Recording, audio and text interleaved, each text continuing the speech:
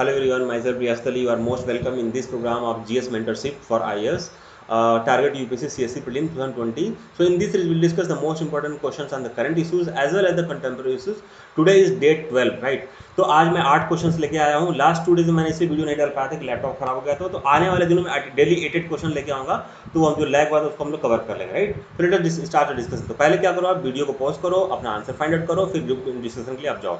So question one is that in the context of India, which of the following factors can add to increase in the consumption demand, right? Statement one is that increase rates on low GST item with inelastic demand. देखो statement सही है. Reduce rates of high GST item with elastic demand. सोचो जरा, देखो ये मैं बताता हूँ अभी. Government schemes in line with automatic stabiliser. देखो ये भी सही है और ये भी सही. तो state answer will be D, all correct.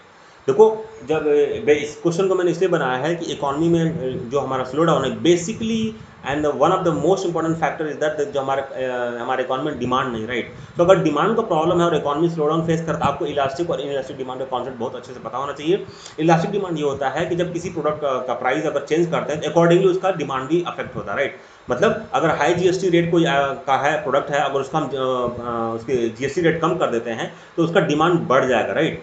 तो ये हमारे इकोनॉमी के लिए, प्रेजेंट इकोनॉमी के लिए कंजम्पशन डिमांड बढ़ाना बहुत जरूरी है. उसी कॉन्टेक्स्ट में सही स्टेटमेंट सही होगा. लो जीएसटी आइटम है ऐसा. इनइलास्टिक डिमांड वो होता है कि जिसका प्राइस चेंज करने में, बढ़ा देने पे उसके डिमांड में कोई बहुत ज़्यादा फर्क नहीं पड़ता, राइट. तो जितने लो जीएसटी आइटम्स हैं अगर उस पर हम कुछ रेट बढ़ाती है गवर्नमेंट, तो पहला फायदा क्या होगा, गवर्नमेंट का कुछ गवर्नमेंट का रेवेन्यू बढ़ेगा और उसके डिमांड पे कोई बहुत ज़्यादा फर्क नहीं पड़ेगा, राइट. तो इसलिए दोनों स्टेटमेंट करेक्ट है और ये क्वेश्चन बहुत इंपॉर्टेंट है इस साल के लिए, इसलिए मैंने इस क्वेश्चन को बनाया है. So D will be the answer, ठीक है.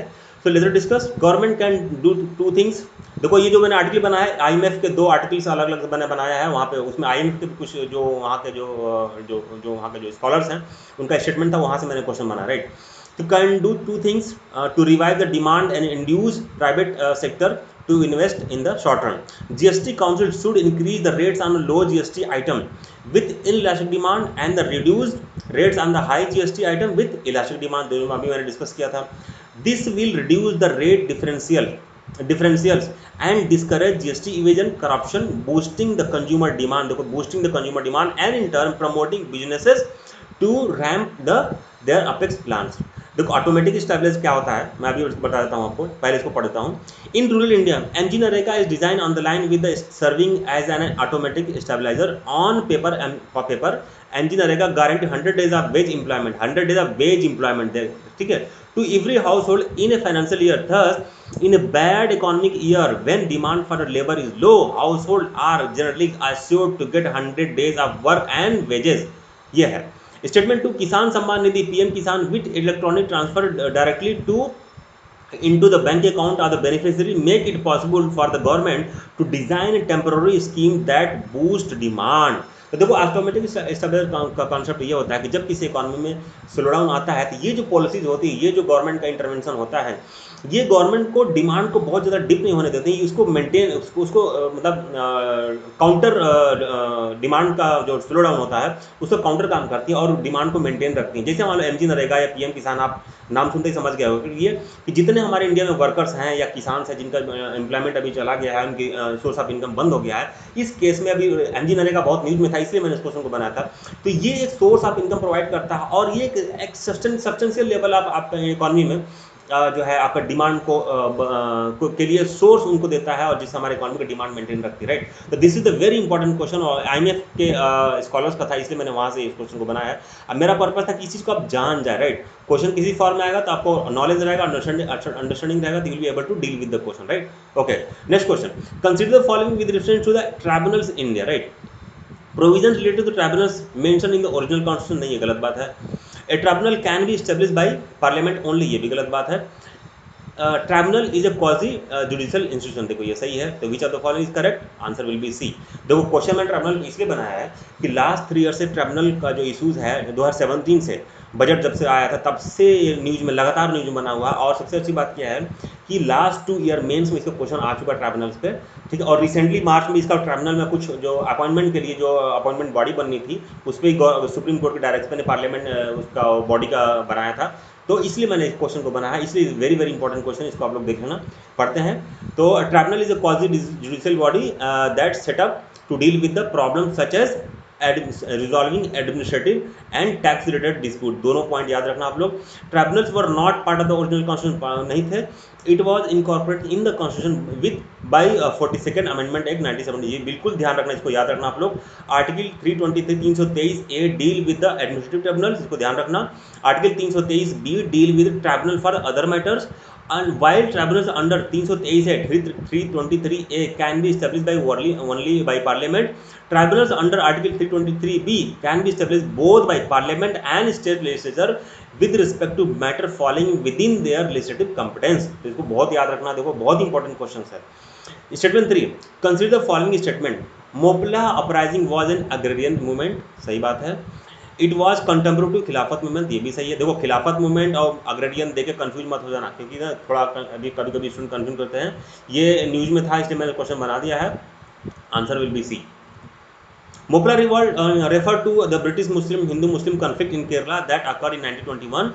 Hike in revenue demand, reduction in the field size, coupled with the operation of the officials, resulted in widespread peasant unrest among the Mopla of the Malabar. Mopla uprising occurred after the Mopla came to be organized by Congress and Khilafat supported during the non-cooperation movement.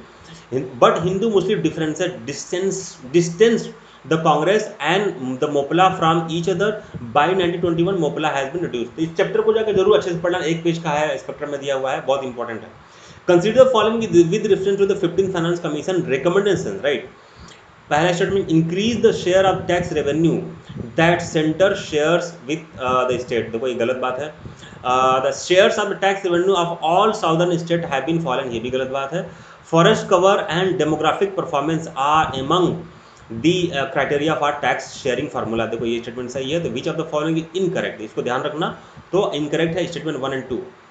देखो एक मैं आपको बताता हूँ, ये question तो आना ही आना है, मतलब नहीं आएगा तो यूपीएससी इस बार क्राइम कर देगा अपने साथ, राइट। वजह यह है कि पिछले जब भी फाइनेंस का लास्ट 3 ईयर्स खास 3 फाइनेंस कमीशन, जब भी फाइनेंस की जिस साल रिकमेंडेशन आता है यूपीएससी का क्वेश्चन उस पर आया ही आया, राइट। या तो आर्टिकल 280 के फेवर में आया है या उसके रिकमेंडेशन के, बट लास्ट 3 ईयर्स से उसके रिकमेंडेशन के फेवर में आया, राइट। 12, 13, 14 का क्वेश्चन आया था, 15 का ये आया हुआ, तो इसलिए इसे बहुत ज़्यादा इंपॉर्टेंट है, ये क्वेश्चन मोस्ट इंपॉर्टेंट है, राइट। शेयर, इसका प्रोविजन जाकर अच्छे से आप लोग वेबसाइट से पढ़ लेना, right. Share of the state in the centre taxes is recommended to be decrease from 42 to 41% इन 2020-21। Share of the southern states except Tamil Nadu has fallen, Tamil Nadu को बड़ा है, right. The criteria for devolution, criteria क्या क्या है, income distance, population, area, forest equality, demographic performance and tax effect. देखो ये वाला जो मैंने आपको बनाया इसलिए किया है कि इसलिए मोस्ट इंपॉर्टेंट है कि लास्ट ईयर देखो जब ईज ऑफ डूइंग बिजनेस में जो 10 पैरामीटर से यूपीएससी ने क्वेश्चन वहाँ से पूछ दिया था, यूपीएससी यहाँ से क्वेश्चन पूछ देगी और आप लोग गलती करके आ जाओगे, राइट। इसलिए इसको देखना, ये मोस्ट इंपॉर्टेंट क्वेश्चन, ये आना ही आना है, मतलब ऑलमोस्ट 100% इसको आना क्वेश्चन, राइट, इस टॉपिक पे। Okay, consider following with reference to the benefits of digital financial inclusion, it promotes economic empowerment of uncovered masses especially women, सही बात है। it increases the risk in the terms of financial crime, देखो इसको आप सोचो, ये मैं बताता हूँ। it can boost the GDP of the economy, ये देखो ये भी सही है। ये स्टेटमेंट देखो गलत होगा, देखो साइबर क्राइम को लेकर आप लोग कंफ्यूज मत हो जाना, राइट, अभी डिस्कस करते हैं। तो answer will be B, 1 and 3 is correct. It can also promote economic empowerment by enabling the asset accumulation and for women in particular increasing their economic participation. Digital finance adoption can reduce the circulation of fake currency, देखो इसको देखो, and reduce the risk of loss, theft and other financial crime posted by cash based transaction। आप समझ गए, इसलिए ज़्यादा important है। Digital finance can provide convenient access to diverse range of financial products and services for individuals as well as the businesses. This can boost aggregate expenditure, thereby improving GST, right? Next question, which of the following can be benefits of long-term repo operations, LTRO? It will enhance liquidity in the banking system, सही बात है। It will bring down the cost of funds for banks without effectively cutting deposit rates, ये भी सही बात है। It will boost investment in corporate, देखो इसको सोच के बताओ, मैं बताता हूँ। It will ensure credit flow to productive area, बिल्कुल कॉमन सी बात है। तो all is correct, answer will be D. तो स्टेटमेंट 3 देखो क्या होगा, देखो जनरली जो कॉर्पोरेट बॉन्ड पे जो आपको इंटरेस्ट रेट मिलता है वो आपको जो बैंक रेट होता है, जो बैंक में जो नॉर्मल रेट होता है उससे हायर करके मिलता है। तो अगर और आपको पता है LTR है 3 ईयर 1 एंड 3 ईयर के लिए है, वो आपको बैंक को रेपो रेट में मिलेगा। रेपो रेट का टाइम क्या होता है 128 डेज होता है। तो अगर किसी को 3 ईयर के लिए मिलेगा तो क्या करे, यहाँ से लेकर और क्या करे कॉर्पोरेट बॉन्ड में जाकर इन्वेस्ट करेगा, तो इसलिए उसका बूस्ट इन्वेस्टमेंट वहाँ का बूस्ट होगा। So other all statement is correct, तो आंसर विल बी डी। चलो डिस्कस कर देते हैं। Long-term repo rate (LTRO) is a mechanism to facilitate transmission of monetary policy action and flow of the credit to the economy. This will help injecting the liquidity in the banking system. देखो सबसे पहली बात मैं आपको बताता हूँ आगे बढ़ने से, ये टॉपिक बहुत इंपॉर्टेंट है। स्पेस RBI के कोई न्यू चीज़ आता है, न्यू कॉन्सेप्ट आता है स्पेस, मतलब इसरो आ रहे हैं स्पेस के सेक्टर में, कोई बहुत समथिंग इनोवेटिव आइडिया आता है, न्यू चीज़ आता है, तो वहाँ से बेसिक क्वेश्चन बना के मतलब बनता ही बनता है, ऑलमोस्ट तैयार आता है। इसलिए इस चीज़ को आप लोग अच्छे से दोबारा पढ़ लेना, right. Fund through LTRO are provided at the repo rate. This means that the bank can avail 1 year and 3 year long at the same interest of the repo rate, जैसे 1 डे मिलता है, ठीक है। इनहांस द, उसका benefits का enhance liquidity, it will enhance the liquidity in the banking system, सही बात है। Bring down the cost of the fund for the bank, ठीक है ना। तो LTRO will bring down the cost of the fund for the banks without cutting their deposits, and this sorry थोड़ी technical problem हो रही है मुझे यहाँ पर। This decision is likely to make reverse repo rate as operative policy rate over the point time. Boost investment, it is a measure that expected to bring down the short term rates and also a boost investment in corporate bond, ठीक है, जो मैंने आपको already discuss कर दिया। Ensure banks that have durable liquidity, ठीक है। So these effects for being carried forward with a view to assuring bank about availability and durable liquidity at a reasonable cost relative to prevailing market condition. Ensure credit flow to productive area, ये तो आपको पता ही है, सही हो जाएगा।